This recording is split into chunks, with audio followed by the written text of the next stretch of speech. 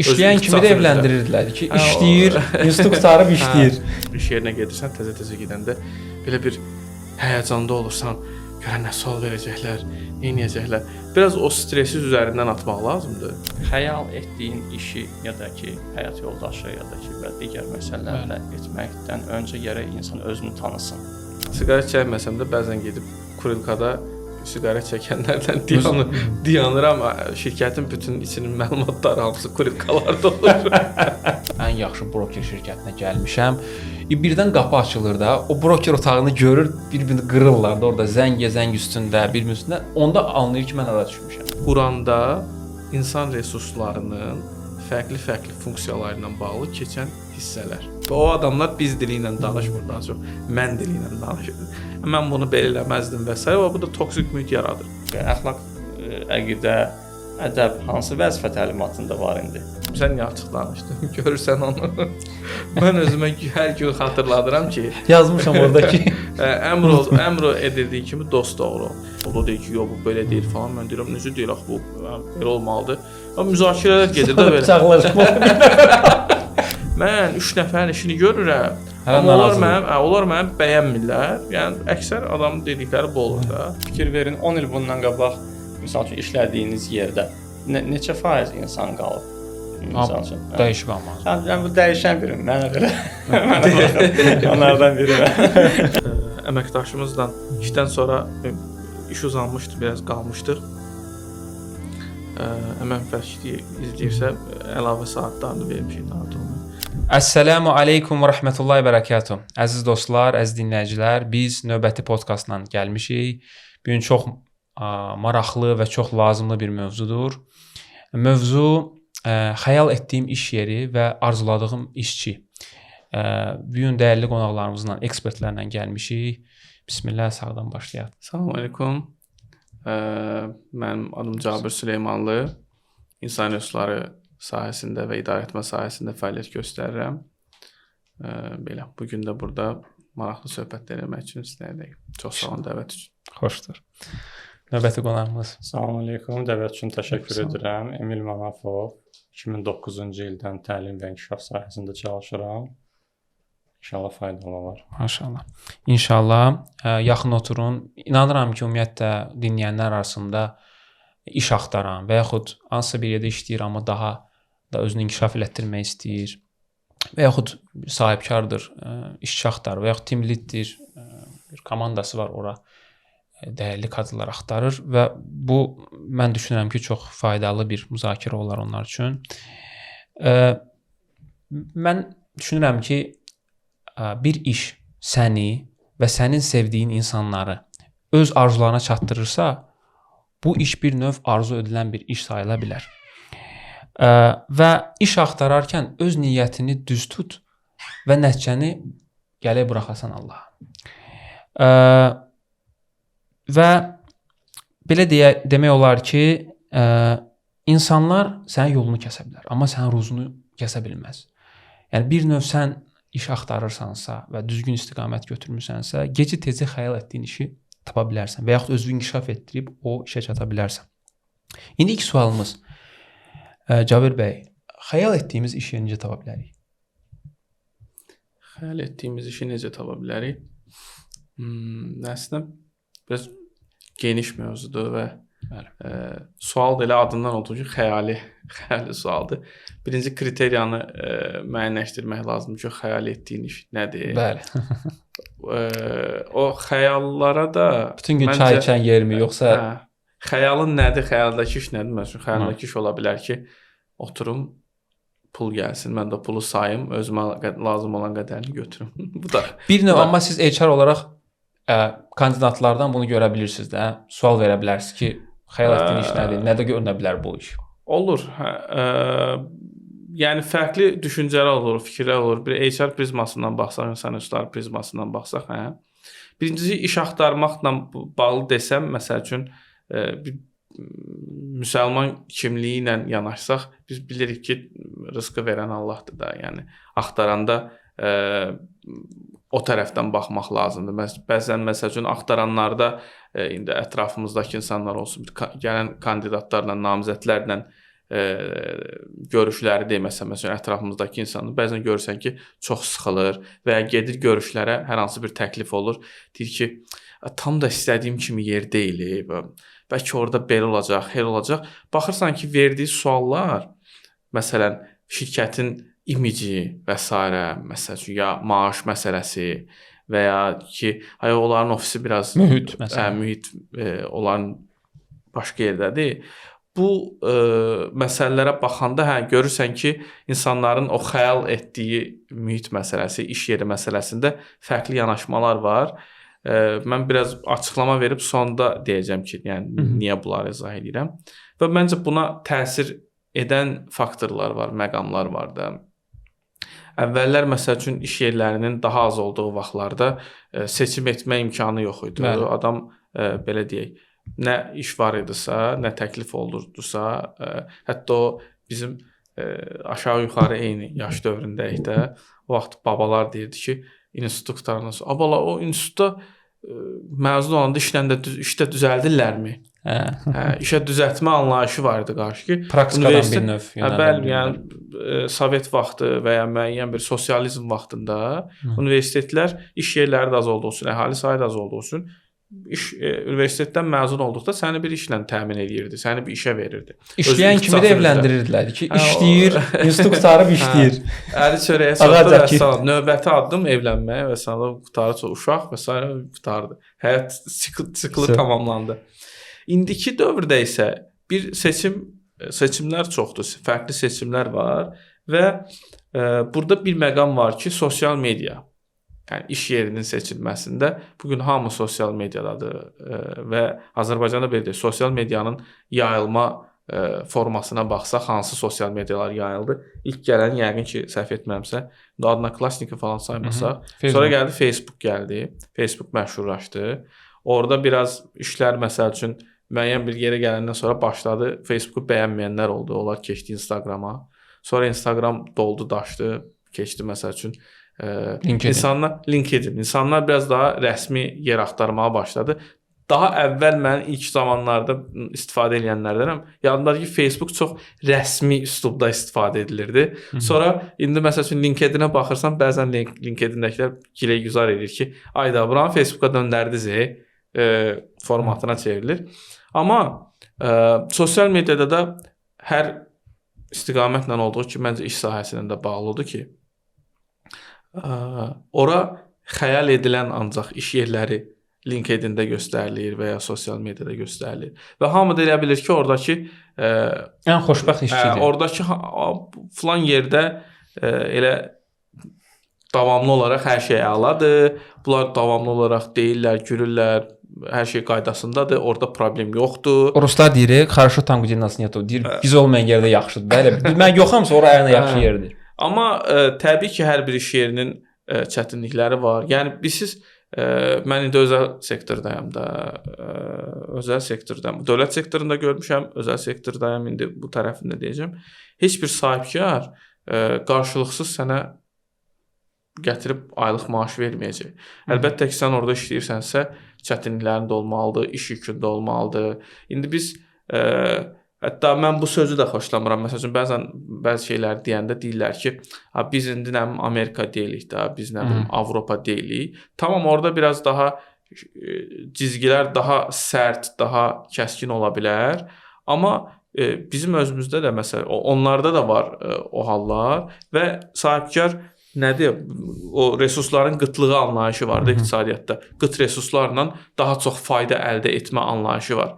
Bizim sahibkar da elə dünyanın digər sahibkarları kimi daha az resursla daha çox qazanmağa çalışır. Biz amma indi üzr istəyirəm, biz indi sahibkar tərəfi yox. Biz elə bir ki, indi fikirləşin ki, bizi cavan bir işçi tərəf. Yəni oturub dediyiniz platformaları axtarır, fərqli platformaları axtarır və iş axtarır və o dediyiniz o qorxular yenə də gözün qabağındadır.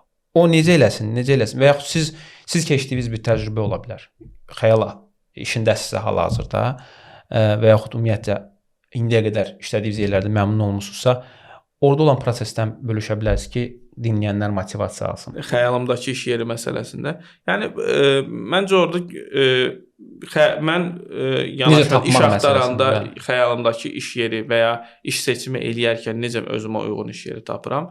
Birincisi gözləntilər və orada gedib qarşılaşacağın sənin o xəyalındakı iş yerini formalaşdırır və orada gözləntini çox üst tutmamaq lazımdır ki, mütləq hər şeydə mükəmməlliyyətçiyə yanaşmamaq lazımdır. Bu bir. İkincisi də ki, getdiyin yerlərdə əlbəttə ki, nöqsanlar ola biləcək.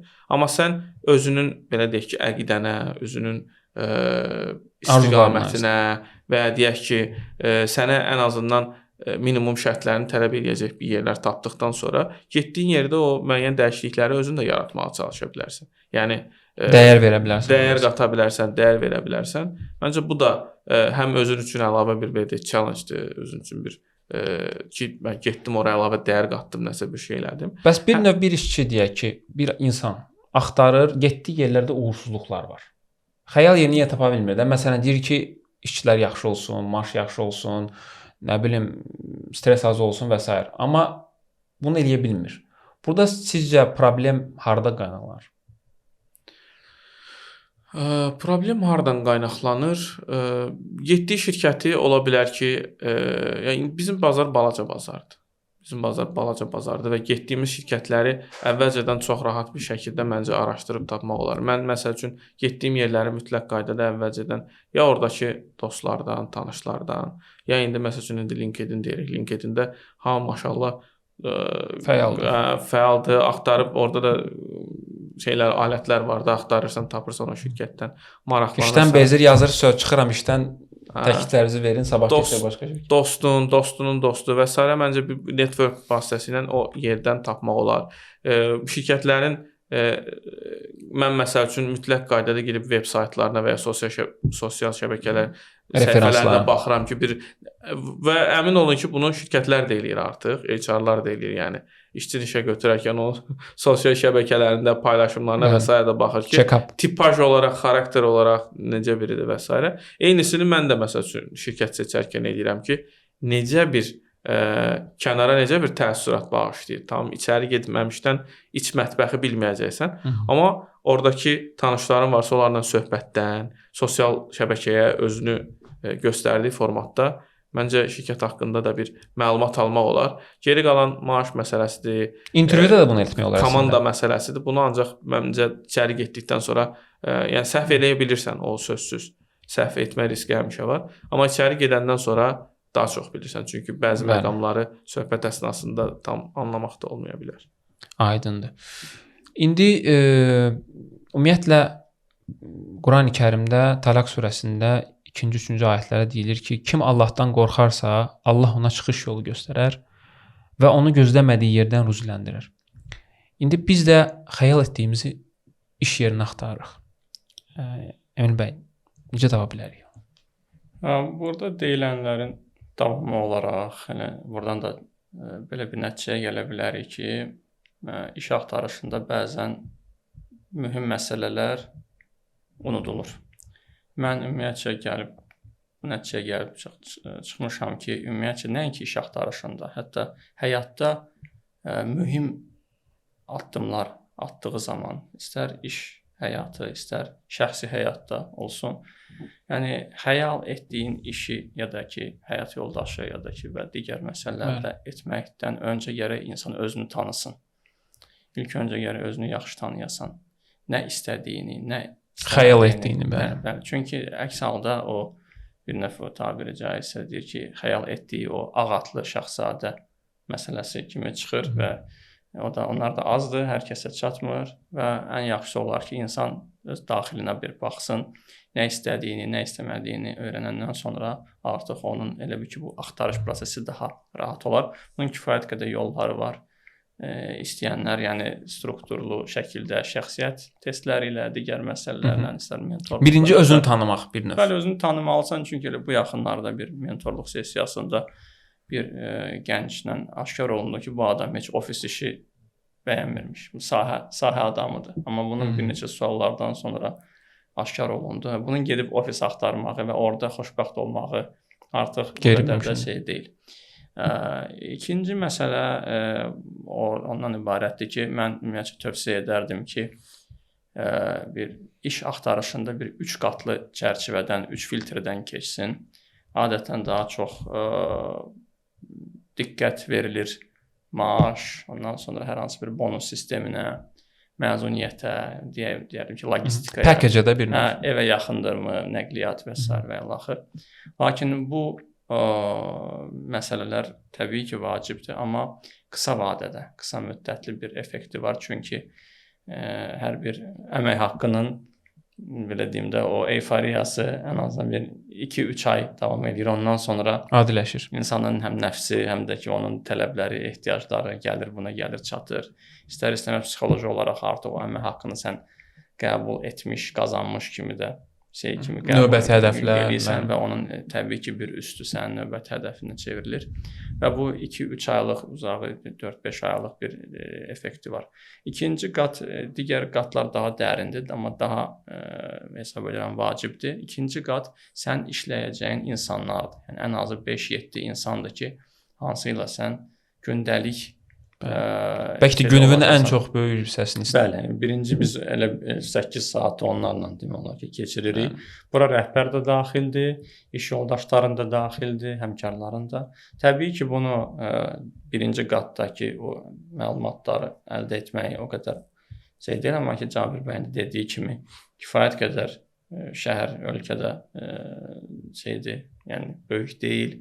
Referansla, araşdırmaqla eləmək olar. İstənilən halda müsahibə zamanı da doğru suallar, doğru mülahizələr, müşahidələr etdiyin zaman müəyyən məsələləri götürmək olur. Təbii ki, burada 100%lik bir şey deyil. Amma ki, ən azından tədbirli olmaq, burada bir məsələ var da, iqil və təvəkkül. Yəni, əvvəl dəvəni bağla, sonra təvəkkül et. Yəni, sən də öz tərəfindən tədbiri görməlisən. Bəli.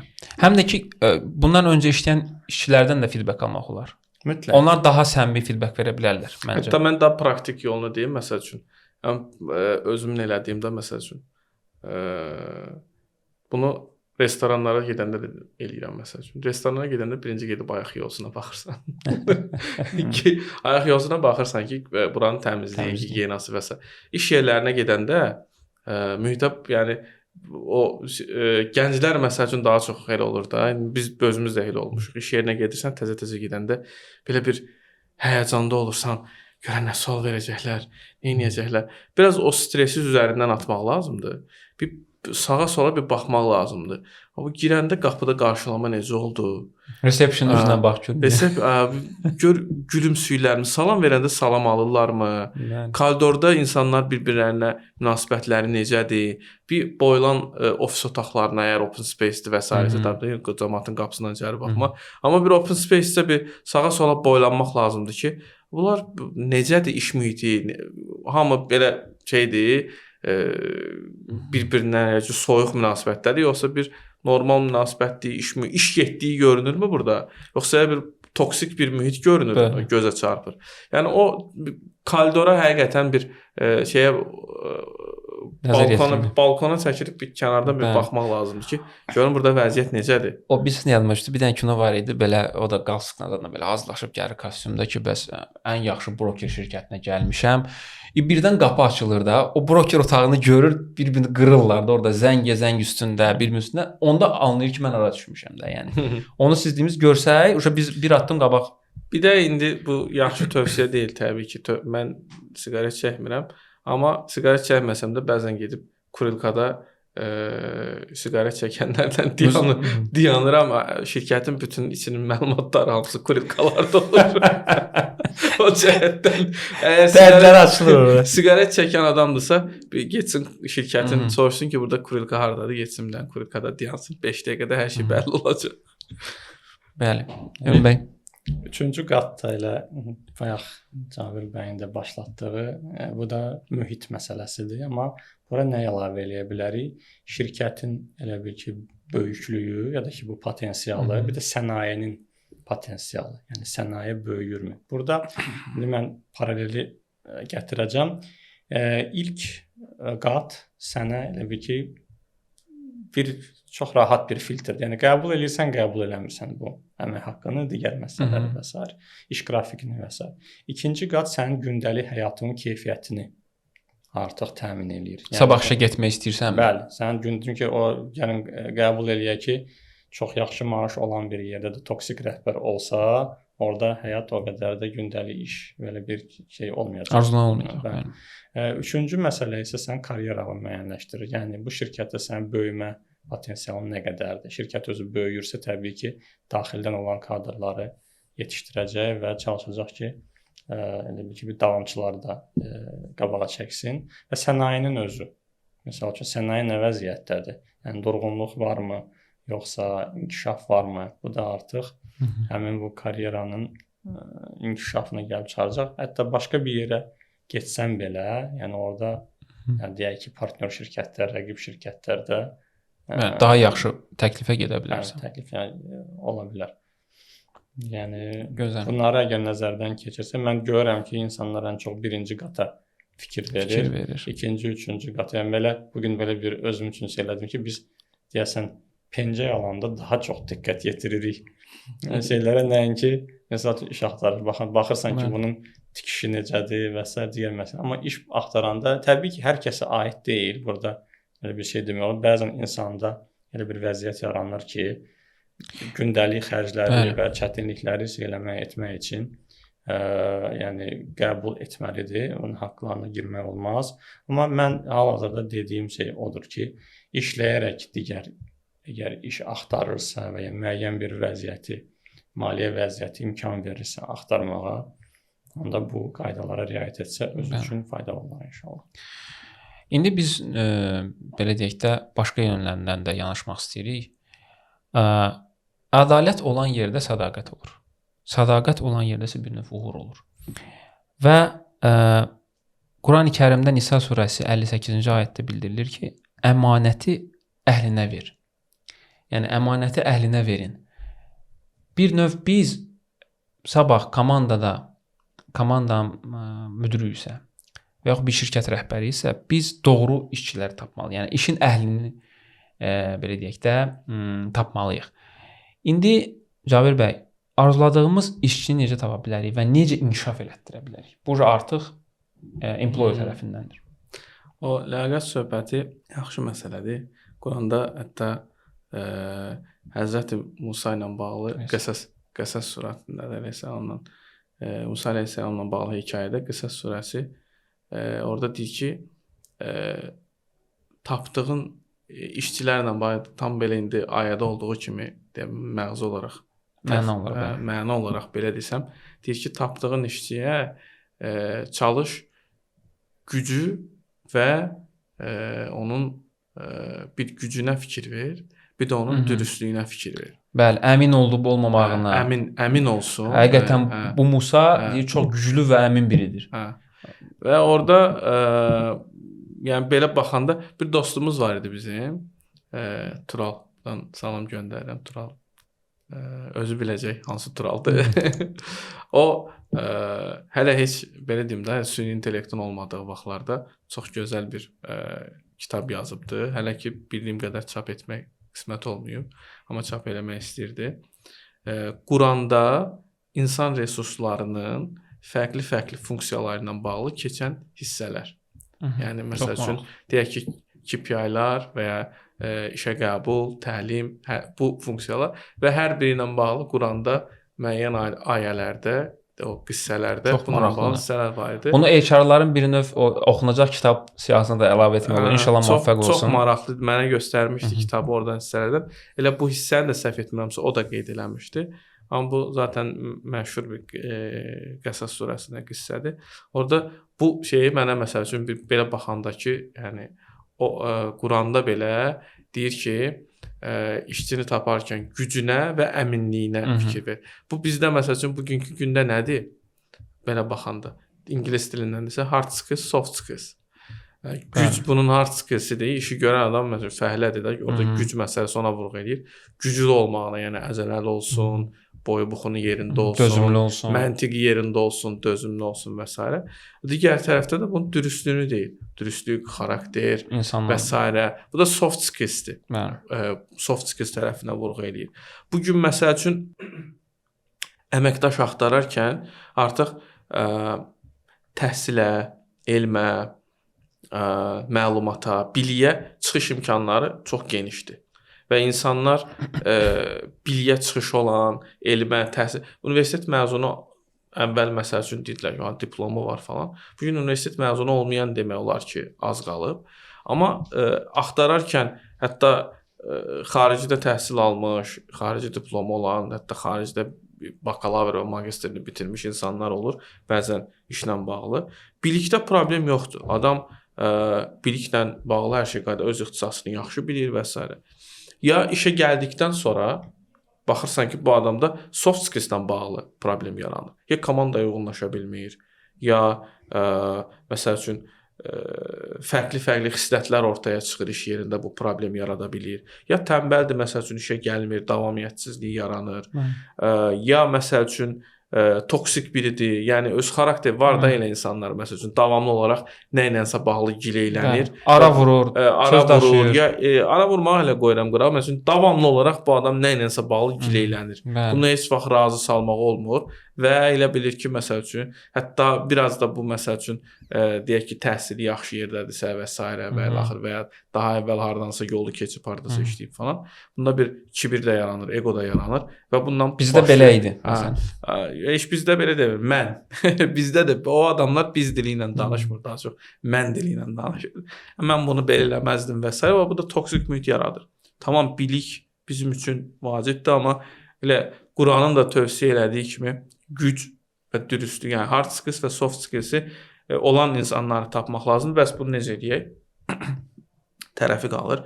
Bilik tərəfini ən azından məsəl üçün o seçmə mərhələsində deyək ki, əgər bu ofis vəzifələri və s. burada görə bilirsən də ki, bunu CV-sində qeyd eləyib. Tələblərlə baxa bilərsən, ixtisası uyğundurmu, sertifikasiyası uyğundurmu və ya istiqaməti mənim istədiyim istiqamətə uyğundurmu, daha əvvəl işlədiyi yerlərdə nə işlər görüb CV-yə qeyd edir və s. və ya məsəl üçün deyək ki, elə sahələrdə ki, portfolio istəyirsən ki, göndər daha əvvəl gördüyün işlərlə bağlı portfoliolar və s. Bunlarla biliyi ayırt etmək olur və ya müsahibə zamanı bu olur.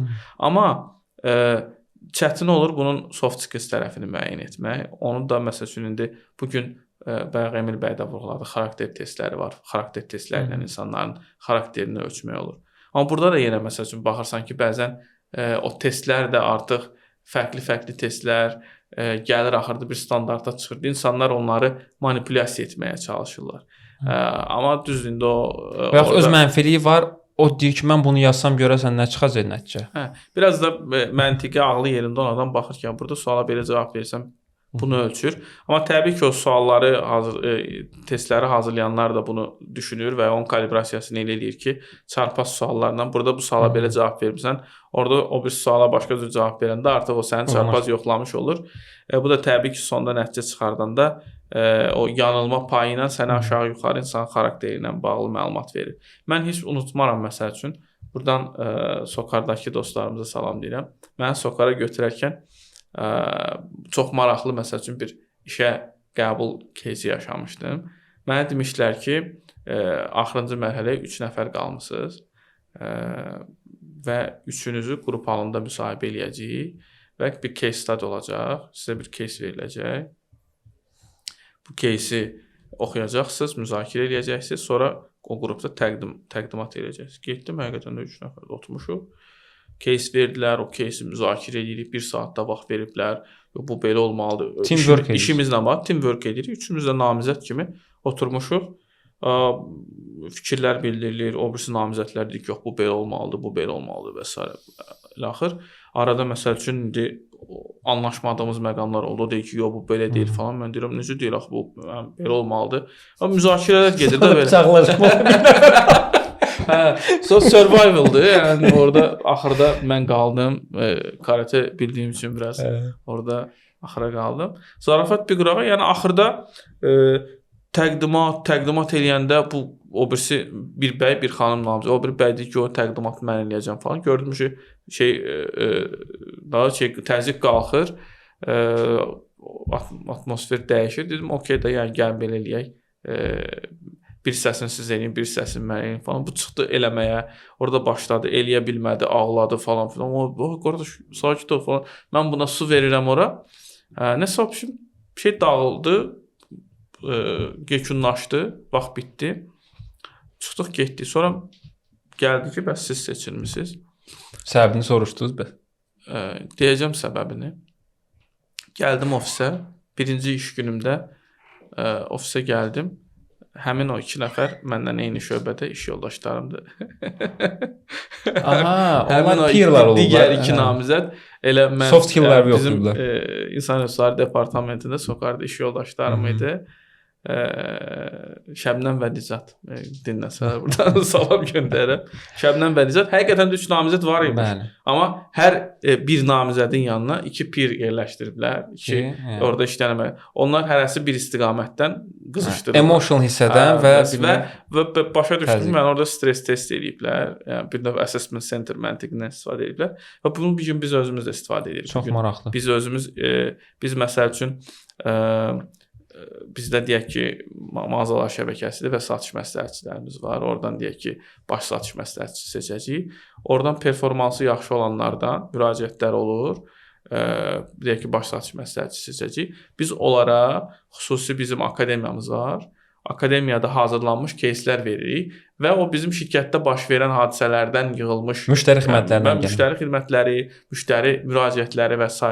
şirkətdə konkret mövcud bir situasiyaya gətirir, oxuyurlar кейsi, mövcud bir situasiyaya gəlirlər. Ondan sonrasını orada yığılanlar müzakirə edir və biz onların müzakirə aparmaq mədəniyyətlərinə, keysdə daha çox hara vururlar, müştəri məmnuniyyətinə vurur, daha çox kosta, xərcə vurur və s. Bunları yoxlayırıq. Axırda təbii ki, bir münsiflər heyəti olur, onlara bal verilir və verilən ballar əsasında oradan seçilir ki, ən çox bal alan seçildi. Burada nə üstünlüyü olur? Sən o şəxsləri real iş mühitində görmüş olursan. Təbii ki, yenə onlar oynamağa çalışırlar, amma bizim o assessorlarımız onların oynamasını da nəzərə alaraq bal verir. Çünki sən aşağı-yuxarı bilirsən də bu məsəl üçün eyni sözü deyə durur, məsələn, buradan xal almağa çalışır, qeyri-səmimidir və s. Səs tonu dəyişir. Səs tonu dəyişir və ya təəccüb. Hətta bədən dili məsələsi də var. Bədən dili və s. Və bu məqamlardan səmimilik və qeyri-səmimiliyi anlamağa çalışaraq da bal verərəkdən, amma bir nəfər bal versə yanılma payı daha çox olur. 4-5 nəfər bal verdikdə yanılma payı daha da aşağı düşür və orta balından seçməyə çalışırıq ki, ən yaxşı namizəd bir növ 360 degree üzrəndə. 360 biraz olmasa da 360 daha fərqlidir. Burada sırf assessment center məntiqi ilə deyək. Qiymətləndirmə mərkəzi məntiqi ilə belə bir yanaşma. Yəni bu kimi şeyləri tətbiq eləyərək, alətlər tətbiq eləyərək seçərkən dediyim kimi hard skills tərəfini başqa variantlardan, test və s. və ilə axır. Soft skill tərəfini də bu kimi alətlərlə və bu qiymətləndirmə mərkəzi məntiqi ilə daha yaxşı yoxlamaq olur. Bəs götürdük işçini. Fikirləşdik ki, bu yaxşı kandidatdır, hamını out-perform etdi, düşdü komandaya.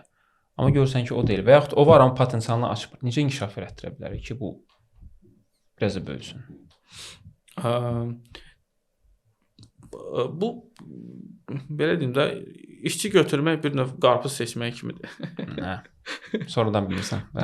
Yaxşı bənzətmədir yoxsa, amma həqiqətən nə qədər, yəni mən indi burada danışıram belə, ağıllı danışıram, ay belə o alət, bu alət, amma olmurmu yanıldıqlarımız? Əlbəttə ki, olur. Yəni burada çünki siz bayaq iş seçərkən demədim, o məqamdan danışarkən demədim. Yapışma məsələsi var, belə izah edeyim də, yapışmaq. İşçinin işə yapışmağı məsələsi var da. Bu çox önəmli bir komandaya uyğunluq məsələsi var. Məsəl üçün biz namizədlərlə görüşürük və daha sonra təbii ki, o qərar verici komanda ilə müzakirə eləyəndə ən çox məsəl üçün mənim toxunmağa çalışdığım məqamlardan biri budur ki, bu adamın gəldiyi yerdəki mühit məsələsinə görə və bu adamın xarakteri və mənim komandamdakı əməkdaşların xarakteri uyuşacaqmı bir-birinə? Bu məsəl üçün, belə deyim də, çox dominant bir tip ola bilər. çox dominant bir tip ola bilər. Sənin komandanda isə daha çox uyğunlaşmağı, uyğunlaşa bilən adaptiv insanlardır, bir-birləri ilə ünsiyyəti qura. Çox böyük ehtimalla o dominant tip gəlib sənin komandanda bir ruhu dəyişəcək. Bu atmosferi pozacaq. Və komandada məsəl üçün hamısı dominant, xarakterli insanlardır, məsəl üçün liderlik, ambisiyası yuxarı olan insanlardır. Sən ora sakit adam gətirdikdə də o gəlib orada əzilə biləcək. Yəni ona görə həm birincisi komandaya həmişə eyni xarakterli insanları yığmamaq lazımdır ki, nə çox dominant olsun, nə çox məsəl üçün dominantlığı az olan insanlar olsun. Ona da fikir vermək lazımdır ki, o hətta bu SHRM-in şeyində olan diversification məsələsi oradan irəli gəlir ki, komandada fərqli xarakterləri yığmalısan ki, onlar bir-birini tarazlaşdırsınlar, balanslaşdırsınlar. Hətta multicultural da, global bizneslərdə multicultural edirlər ki, yəni fərqli mədəniyyətlərin həm mədəniyyətlərə hörmətlə yanaşılan bir məqam mühit formalaşdırmalısan. Bu bir qırağa. Gəldik sizin sualınıza ki, bəs yaxşı gəldi və görürsən ki, uyğunlaşmır. Burada nə edə bilərsən? Təbii ki, bu əmək müqaviləsi bağlanarkən də bir sınaq müddəti təyin olunur. Çünki 1 illik müqavilələrdə 3 aya qədər sınaq müddəti təyin olur və s. Zaten onların tətbiq edilmə məntiqi də ağlın yolu birdir. Zaman içərisində də bunlar ələnə denəmə yanılma yöntəminə ona görə gəlib ki, bir sınaq müddəti olmalıdır istər-istəməz. Həm işçi üçün, həm işə götürən üçün bir sınaq müddəti olmalıdır. Amma bu təbii ki, bu deyil. Götürdüm, abi yaramadı, başqasını götürüm. Əlbəttə ki, biz daha doğru seçim alətlərindən istifadə edərək, çünki hər dəfə işə götürmək üçün çəkdiyimiz enerji, xərc, zaman, resurs ayırırıq. Bu xərcli bir prosesdir. Əlimizdən gələn qədər o alətlərdən istifadə edərək doğru olanı seçməyə çalışırıq. Amma təbii ki, bu 100% hallarda uğurlu olmur. Uğurlu olmaması halında o sınaq müddəti ərzində çalışıb danışmaq lazımdır ki, problem hardadır? Problemli məqam hardadır? Bu adam lazımlı resursla mı təmin edilməyib? Ola bilər resursla təmin edilməyib. Ola bilər adaptasiya dövrünü pis keçirib. Ola bilər komandada buna qarşı bir dirənmə var. Komanda bunu bəyənməyib nəyəsə görə. Öyrətmir, kömək eləmir. Yəni bu səbəbi, kök səbəbi tapıb ona görə ora toxunaraq məsəl üçün bir dəyişiklik eləmək lazımdır.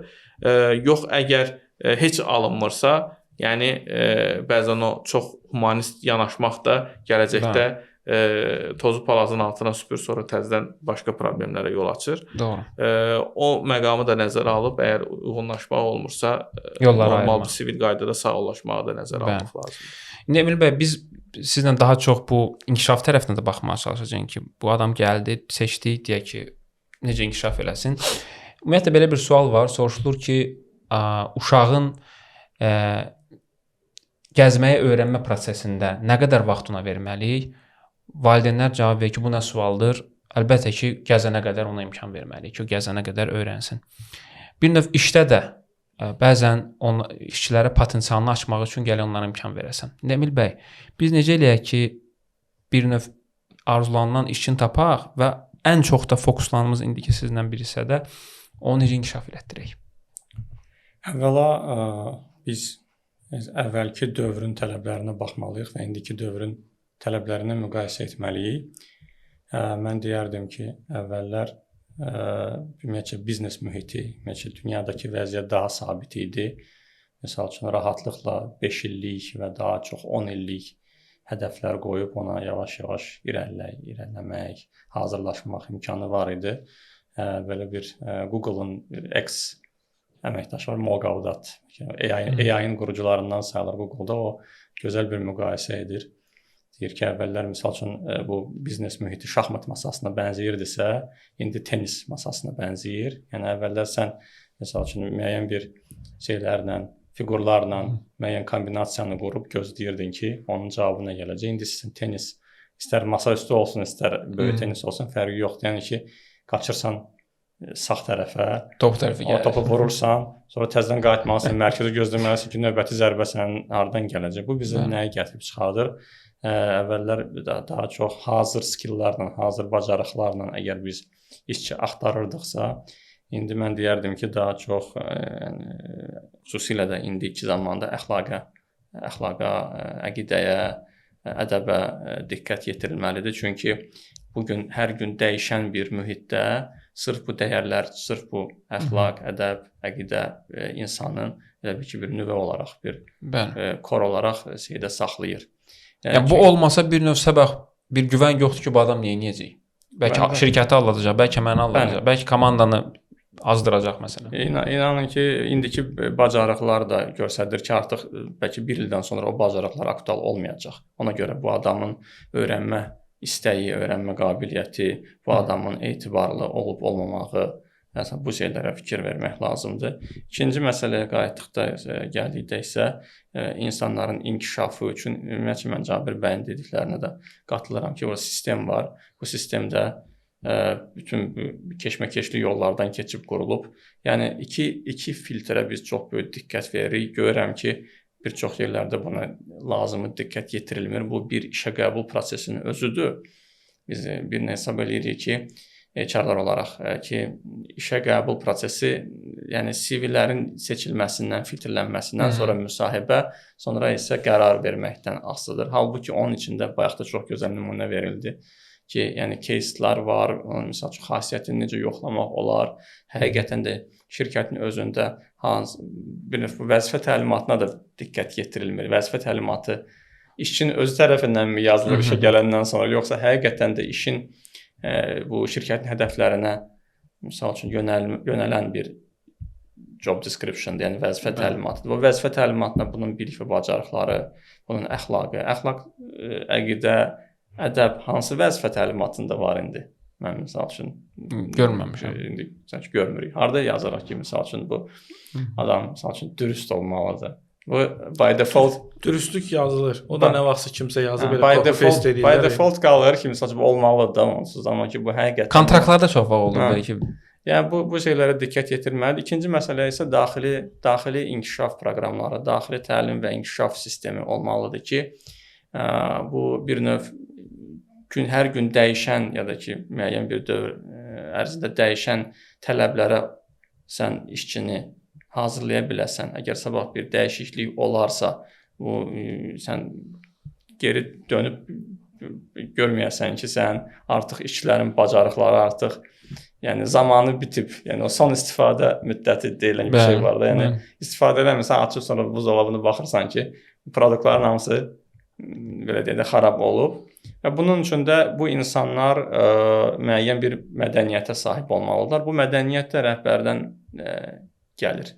Yəni mən elə bunu demək istəyirəm, bununla bitirmək istirdim ki, Allah Taala elə hər cümə eşitdiyimiz ayədə də göstərir ki, İnnallah yəmuru bi'ədli və ihsan, yəni ki, Allah bizə ədaləti və yaxşılıq etməyi əmr edir. Və burada vurğulamaq istədiyim məsələ odur ki, hər kəsə əmr edir, təkcə rəhbərə yox, bir də ki, işçiyə də yox.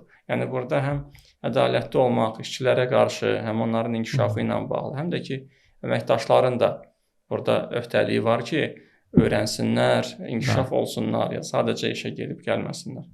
Əslində siz dediyiniz kimi xoşbəxt komanda təsadüfi deyil.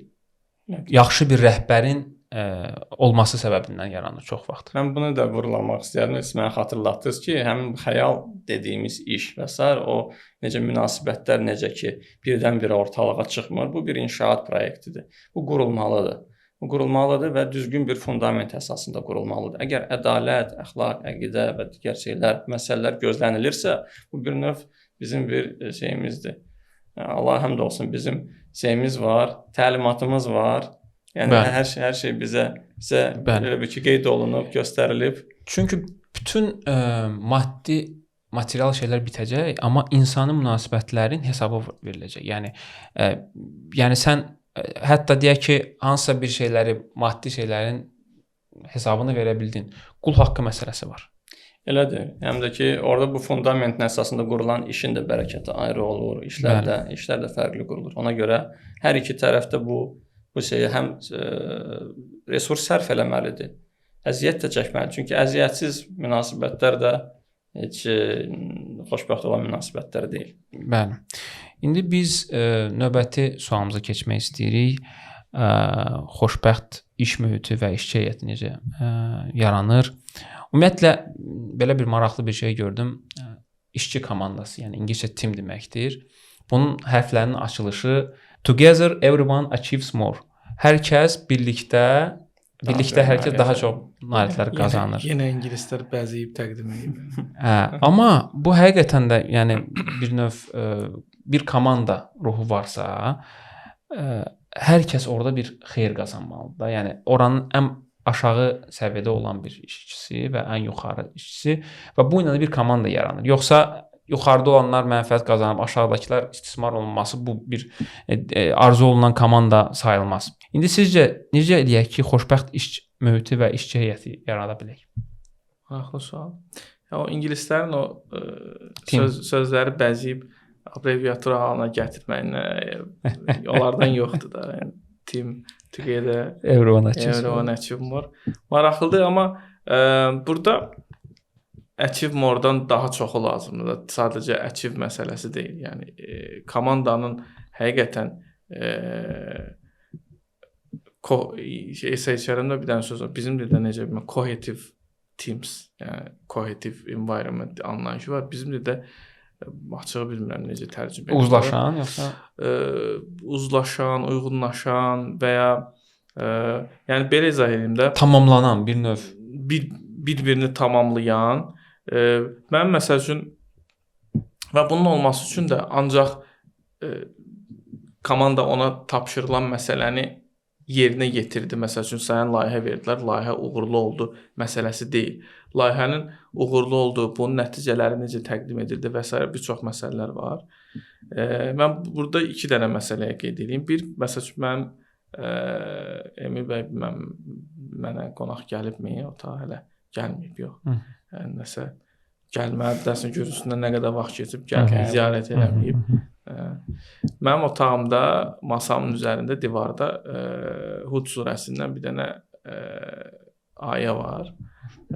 Əlif və vav mən xoşladığım bir şeydir.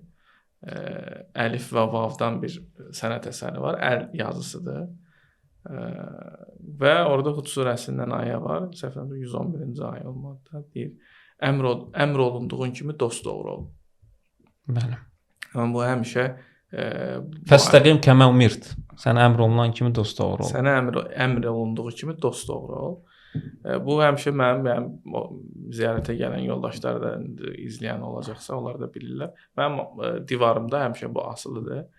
Və kimsə, məsəl üçün əməkdaşlardan da olur da, gəlir məsəl üçün yanıma nəyisə danışanda, deyirəm, məsəl üçün nəyisə deyir ki, çox sağ olun, çox açıq danışdınız.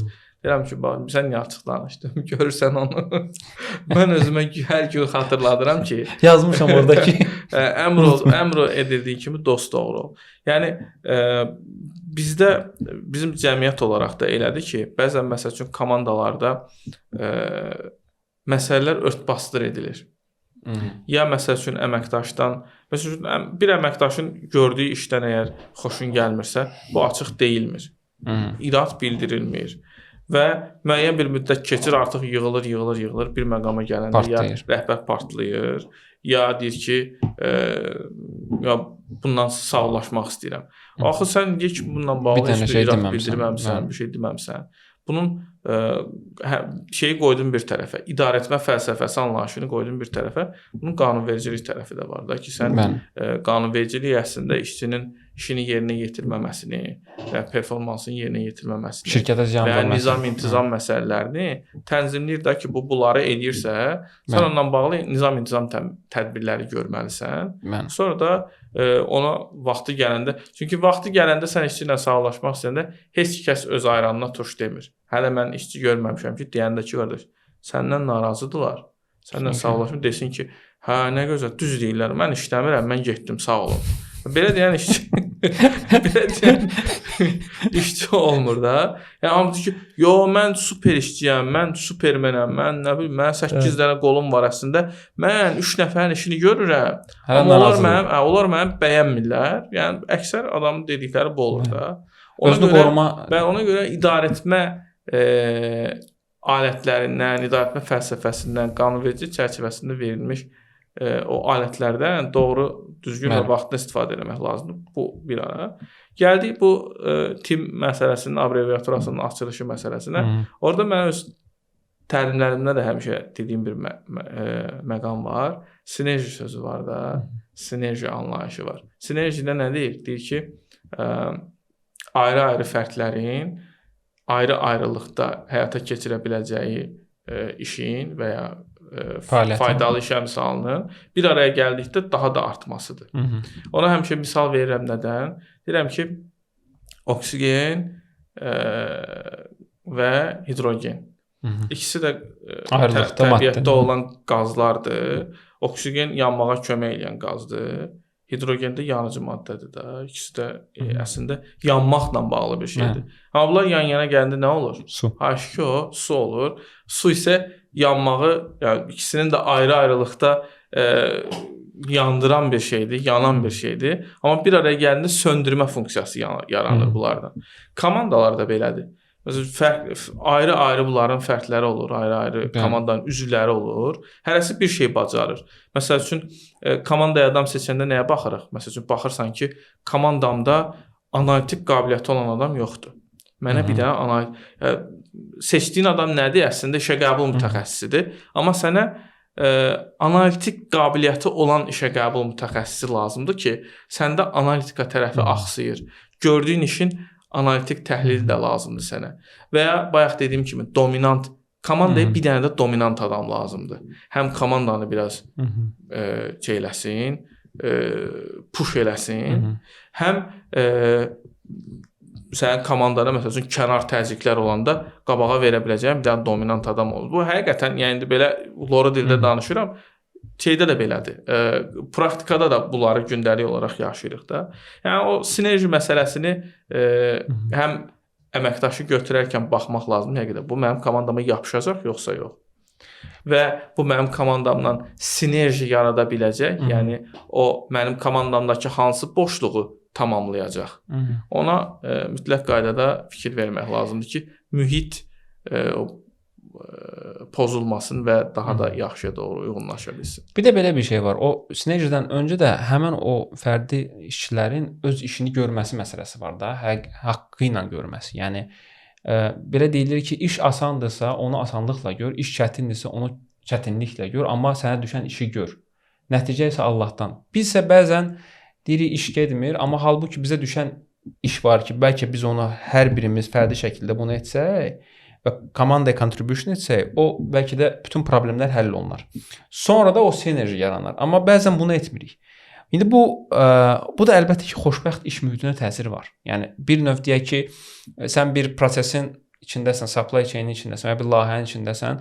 Orada hər kəs stakeholderlar deyirlər də, inputunu verməyəndə, yəni hər bir fərqli komandalar öz işini verməyəndə vaxtında əlbəttə ki, sonda bir mühit pozulması olur da, yəni bir problem yaranır, hər kəsə bir kəsi başlayır günahlandırmağa. Bunu necə eləyə bilərik ki, biz o komandada bu şeylər yaranmasın? Ki işçi heyəti öz funksiyonalını yerinə yetirsin və bunun nəticəsində gözəl bir iş mühiti yansın, professional bir iş mühiti yansın.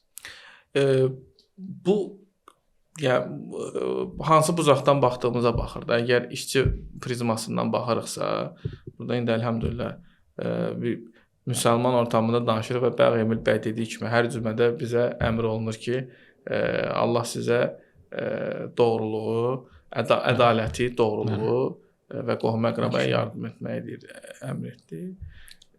Pozğunluğu, hər cür pozğunluğu isə qadağan etdi. Pozğunluqdan qadağan etdi. Yəni əgər o fərd özümüzün fərd olma prizmamızdan yanaşırıqsa məsələyə, biz öz işimizi haqqı ilə yerinə yetirməliyik. Yəni mən gəlirəm burada 8 saat işləyirəm. Harda fırlatdım. Məsəl üçün sən bu işi 3 günə də görə bilərsən, amma uzatsan bunu 3 həftəyə də görə bilərsən. Bir arqument tapa bilərsən. Fırlada o hər dəfə rəhbər səndən soruşanda, nə oldu məsələ? Hə müdür gətirirəm. Üstündən biraz vaxt keçsin. Hə müdür gətirirəm. 2 dəfə, 3 dəfə deyəndən sonra verirsən. O da artıq tam elədin də sənə çox bir şey deyə bilmir, amma sən onu 3 gün eləyə biləcəkkən 3 həftə eləmiş olursan. O layihənin vaxtı uzanır və s. Sabah o başqa işçiyə güvənə bilmir. Belə bir ki, bu da alınacaq mənə. Yəni bu tərəf fərd prizmasından baxdıqda işi haqqı ilə yerinə yetirmək. Yəni sən elədiyinin ən yaxşısını eləməyə çalışmalısan. Bu bəzi hallarda işçilər və ya fərdlər elə düşünür ki, fırladım 8 saat da 8 saatı tamamladım. Günün sonunda onsuz da ayın axırında əmək haqqımı alacağam da. Bu yanaşma ilə yanaşdır. Tamam, amma nəyə görə deyirəm eləyə biləcəyinin ən yaxşı formatında elə. Axı bu ancaq şirkətin işinin doğru getməsi ilə bağlı məsələ deyil. Sənin özünün inkişafından da bağlı. Sən bir şeyi daha yaxşı eləməyə çalışdıqca, o layihələri həyata keçirdikcə, işi yerinə yetirdikcə sən özündən inkişaf edirsən axı. Özünü daha da təkmilləşdirirsən, iş görə bilmə qabiliyyətini artırırsan. Bunun bu tərəfi də var da. Bir bu tərəfdən baxmaq məsələsi var. Bir də idarəçi tərəfdən baxmaq məsələsi var. O bayaq elə sözümü ona gətirdim ki, ədalət məsələsi. Ədalətlə yanaşa bilmək, komandanın içərisində ola bilmək, görə bilmək, kim nə iş görür. Bəzən həqiqətən rəhbərlər komandadan xəbəri olmur. Yəni bilmir ki, komandada kim nə iş görür. Mümkün qədər komandanın içinə girə bilmək, onları tanımaq lazımdır. Bir dəfə bir əməkdaşımızla işdən sonra iş uzanmışdı, biraz qalmışdıq. Əməm fəşli izləyirsə əlavə saatlarını vermişik Naruto-nun. İşdən sonra bir məsələ ilə bağlı biraz qaldıq, müzakirə getdi. İşçini tanımaq məsələsindən söhbət düşdü. Dedim ki, bəs indi sən falan şey deyəcəksən. Dedi ki, müəllim nə bildiniz? Deyirəm ki, necə yəni nə bildiniz? Mən burada oturmuşam ki, bunları bilim də, sizi tanıyım da. Deyirəm, istəyirsən hansınızın bu otağa necə girdiyini deyirəm, göstərim sizə. Deyir ki, necə məsəl? Deyirəm, bax sən otağa girəndə hər dəfə belə girirsən. Göstərirəm, belə baxır. Doğrudan nə? Deyirəm ki, məsələn, filankəs otağa girəndə belə girir. Filankəs girəndə belə girir, belə baxır. Deyir, doğrudan hamısına deyir, necə fikir vermisiniz? Yəni komandada bu bədən dilidir də, otağa necə girmək, onun xarakterini göstərir, bədən dilini göstərir. Öz komandanı tanımalısan. Hansına məsəl üçün könlünə toxunanda nə ilə toxunmaq lazımdır. O səndən nə formada feedback gözləyir. Necə ilhamlandırmaq olar məsələn? Necə ilhamlandırmaq olar. Buna məsəl üçün ayar verəndə, qaz verəndə neçə gün gedəcək. Bunun şeyinin zaryadkasının vaxtı qutarır. Bununla bir görüşmək lazımdır. Bunda hələ var. Yəni komandanı həqiqətən tanımaq lazımdır ki, oxuya bilməlisən. Oxuya biləsən və o belə deyək, o mühiti gözləyə biləsən. Bəli. İndi belə bir deyim var. Deyir, hədəfsiz arzular sadəcə arzulardır. Hədəflərin həyata keçməsi üçün də gərək öhdəliklər və davamiyyət olsun. Öhdəliklər olanda sən işə başlayırsan, davamiyyət olanda işi bitirirsən. İndi bu öhdəliklərlə biz işə gedirik də. Bizim hər evimizin bir arzuları var və o hədəflərə, arzulara çatmaq istəyirik. Bunu etdikdə necə eləyək ki, iş yerimizdə həqiqətən çox gözəl bir mühit yaransın və işçi heyəti arasında gözəl bir münasibət yaransın. Yəni bunu necə eləyə bilər? Həm işçi olaraq, həm deyək müdir olaraq. Bayaq Cabir bəyin dediyi bir misal, o kimya məsələsinə davam olaraq deyə bilərəm ki, misal üçün rəhbərin perspektivindən başlayacağam. Rəhbər ən uyğun bir formula, bir kimya mühəndisi kimi ən uyğun bir formula təyin etməlidir. Yəni burada əgər tabiri caizsə, əməkdaşları bir element, onların arasındakı o prosedurları, o prosesləri bundan yan-yana qoysan partlayacaq. Yəni yaxşı mənada, həm pis mənada ola bilər. Həm də ki, yaxşı mənada olsa, məsəl üçün çox böyük katalizator ola bilər. Amma ki, eyni zamanda da bir dənə başqa yerdə çox yaxşı bir işçi gəlib sənin komandana işləri pis vəziyyətə də gətirə bilər. Burada bütün komandanı poza bilər. Nəzərə alsaq ki, komanda sabit bir məfhum deyil. Çünki tədbirdə qurursan işi, bir də görsən biri çıxır, gedir, o yerinə başqası gəlir. O bəzən olur, ən yaxşı məşqçini gətirirsən və yaxud ən yaxşı futbolçunu tapırsan, görsən alınmır. O da olmur. Yəni o daim dəyişəndir. Siz özünüz fikir verin, 10 il bundan qabaq misal üçün işlədiyiniz yerdə neçə faiz insan qalıb? Misal üçün. Dəyişib amma. Mən bu dəyişən birim. Mənə belə. Mənə baxın. Onlardan biri mən.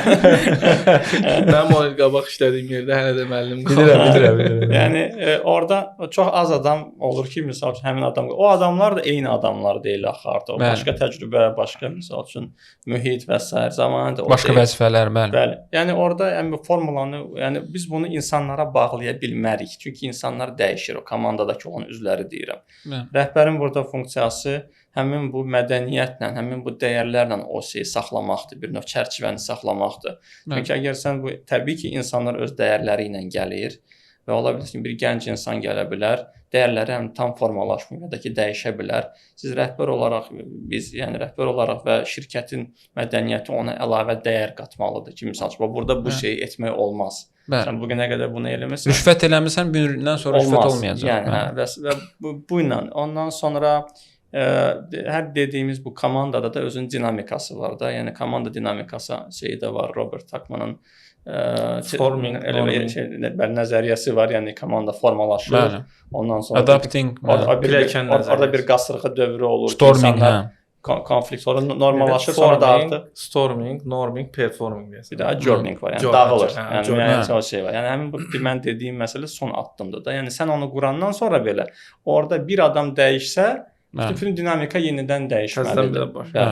Və bir şey də vurğulamaq istəyərdim ki, bayaq haqqdan danışdıq. Bir çox vaxtı haqqa da bir tərəfli baxılır. Yəni ki, rəhbərin işçilərə qarşı haqqın qorumağı. Amma ki, mən bu haqda çox vaxt özümə, həm də ki, ətrafdakılarımı xatırlatma edirəm. Rəhbərin sahibkara qarşı haqqı, rəhbər öz rəhbərinə qarşı da haqqı. Çünki hər bir rəhbər eyni zamanda da bir işçidir də, bir çox əksəriyyəti. Yəni onlara qarşı da haqqı gözləməlidir. Yəni həm işçi də, yəni ki, o 8 saatı boş-boşuna keçirən dolayısıyla işə götürənə. Boş-boşuna da keçirən. Müdir olanda yaxşı işləyir, olmayanda bəli. Və mən bir zatdan da eşitdiyim bir cümlə var, onunla elə bitirmək istirdim ki, deyir ki, gördüyün işə Allahın rizasını qazanmaq üçün bir mexanizm kimi bax. Yəni bir vasilə, biznes, bir bu iş gördüyün iş, işlədiyin fərqi yoxdur. Yəni 9-6 işdir yoxsa biznes işdir. Onu bir vasitə kimi gör, Allahın rızasını qazanmaq üçün. Əgər bu lenslə, bu şeylə baxsan, bu eynəklə baxsan, bu perspektivdən baxsan, həqiqətən bir çox şeylərə baxış dəyişəcək. Bəzən o ən neqativ təcrübələrdən də ümumiyyətcə biz nəsə öyrənməliyik və bəzən də o neqativ təcrübələr oyanışa və daha da böyük inkişaflara aparır. Yəni biz ola bilsin bu gün hardasa işləyirik, arzuladığımız iş olmaya bilər və yaxud istədiyin işi axtarırsan, onu tapa bilməyərsən. Ola bilər güclü bir komanda yığmaq istəyən problemlər var. Yəni də bu neqativ təcrübələrdən də nəsə öyrənməliyik və daim üzərimizdə inkişaf etdikcə də həm özümüzü tam söhbətin əvvəlində olduğu kimi kəşf eləyərik, həm də insanların daha da çox inkişafına səbəb ola bilərik. Allah sizdən razı olsun. Başqa əlavələriniz yoxdursa, mövzunu bitər, çünki mövzu çox böyük bir mövzudur. Buyurun, başqa bir. Əlavəm yoxdur. Çox təşəkkür edirəm, maraqlı oldu. Yəni yad olduğumuz mövzular deyil, amma belə deyim, belə qardaşlarla söhbət eləmək maraqlı oldu. Kimi bizim Emil bəylə 2014-dən yolumuz kəsişib 12 illik ötür artıq. Və yəni dediklərimizin indi ayrı-ayrılıqda hazırlaşıb dediklərimizin əksəriyyətini yəqin ki, o da məndə belə film lentası kimi gözümüzün qabağına keçirəndə həqiqətən də praktikada iş mühitində də keçərli olduğunu görürük. Belə dəvət üçün çox təşəkkür edirəm. Biz təşəkkür edirik. Çox sağ olun. Allah razı olsun ki, belə bir sahibkardınız. Layihə ilə çıxış eləmisiniz. Çox sağ olun. Sağ olun. Emin bəy.